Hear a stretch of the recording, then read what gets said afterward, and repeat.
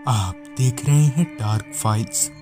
Dark files में आज की कहानी हमारे साथ शेयर की है गोल्डी जी ने, जो कि अंबाला बलदेव नगर के रहने वाले हैं। तो चलिए बढ़ते हैं गोल्डी जी की भेजी गई कहानी की ओर। कहानी में आगे बढ़ने से पहले अगर आपने अभी तक डार्क फाइल्स चैनल को सब्सक्राइब नहीं किया है तो कर लें और साथ ही बेल आइकन को भी ज़रूर दबाएं ताकि आने वाली वीडियोस की नोटिफिकेशंस आपको जल्दी मिल जाए। ऐसी ही और कहानियों के लिए देखें अनहोनी चैनल की लिंक आप लोगों को नीचे डिस्क्रिप्शन बॉक्स में मिल जाएगी। तो चलिए बढ़ते हैं आज की कहानी की ओर। घटना आज से यही कोई 6-7 महीने पहले की है, जो मेरे मामा जी के साथ घटी थी। मेरे मामा कुलवंत सिंह, जो कि उन दिनों अपना घर बनवा रहे थे, वो भी रेल लाइन के पास। दरअसल मेरे मामा जी ने वहीं रेल के पटरियों से थोड़ा हटकर एक प्लॉट खरीदा था, जहां वो अपना घर बनवा रहे थे। कुछ 2-3 महीनों बाद जब घर का काम पूरा हो गया तो मामा जी और हम सारे बाकी के लोग वहीं रहने लगे। मैं वहीं घर में ही खेला करता था और घर से बाहर कम ही निकला करता था, क्योंकि हमारे घर से थोड़ी ही दूर पर एक रेलवे ट्रैक था। तो मामा जी ने मुझे उस ट्रैक पर जाने से साफ मना कर दिया था।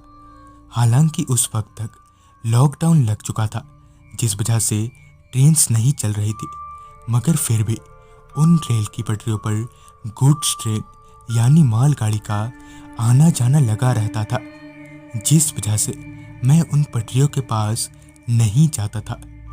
एक रात की बात है, हम सारे लोग अपने घर पर बैठकर टीवी देख रहे थे।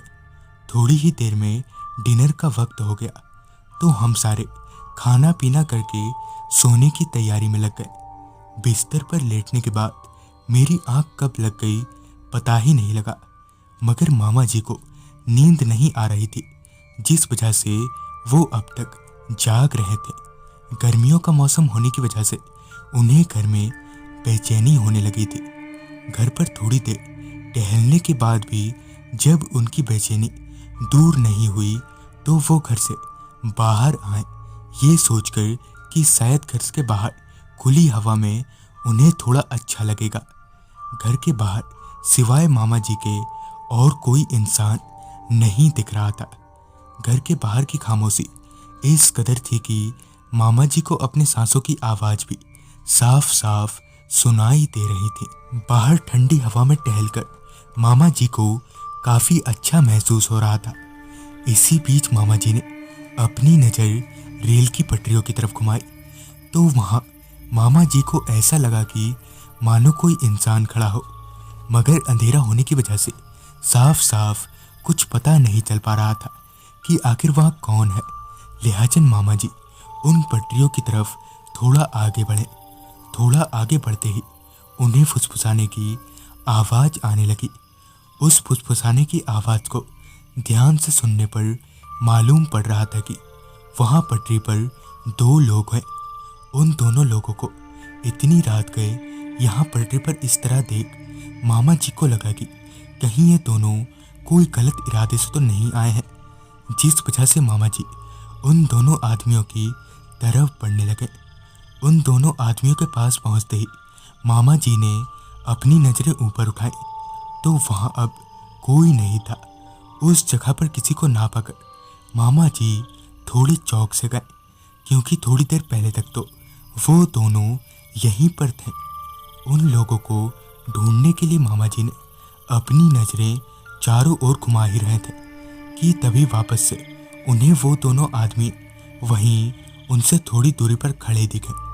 उन दोनों आदमियों को देख मामा जी ने मन ही मन कहा, अरे ये दोनों तो अभी यहाँ नहीं थे। अब की बार मामा जी उन दोनों आदमियों पर अपनी पैनी नज़र रखते हुए उनकी तरफ बढ़ने लगे। अब मामा जी को उनके तरफ चलते हुए काफ़ी वक्त बीत गया था, मगर हैरानी वाली बात तो ये थी कि इतना चलने के बावजूद भी मामा जी उन लोगों के पास नहीं पहुंच पा रहे थे। कुछ देर तक ये सिलसिला यूं ही चलता रहा। मामा जी उन लोगों के जितना पास जाते हैं वो दोनों मामा जी से उतने दूर होते जा रहे थे। अब मामा जी इरिटेट हो चुके थे, जिस वजह से उन्होंने वापस घर जाने का सोचा। वहां से घर जाने के लिए मामा जी पीछे पलटे कि अचानक ही वो दोनों आदमी मामा जी के ठीक सामने खड़े हो गए। अब तक मामा जी ये समझ चुके थे कि जरूर दाल में कुछ काला है। मामा जी अभी डर से कांप ही रहे थे कि अचानक ही उन दोनों आदमियों का चेहरा बदलने लगा। पूरी तरह से बदल जाने के बाद उन दोनों का चेहरा बड़ा ही डरावना हो गया, खासकर उनका गला जो उनके धड़ से अलग हवा में उड़ रहा था। इतना सब देख लेने के बाद मामा जी बदहवास से हो गए थे। उनके भीतर अब इतनी भी हिम्मत नहीं बची थी कि वो वहां से भाग पाए। अब तक मामा जी खुद को तकरीबन मरा हुआ मान चुके थे कि इसी बीच उन दोनों आदमियों के कटे हुए सर ने कहा, नए हो इसलिए जाने दे रहा हूँ। यह बोलने के बाद ही वो दोनों आदमी हवा में धुआं हो गए। जिसके बाद मामा जी बिना वक्त गवाए घर आए और सबको पूरी बात बताई।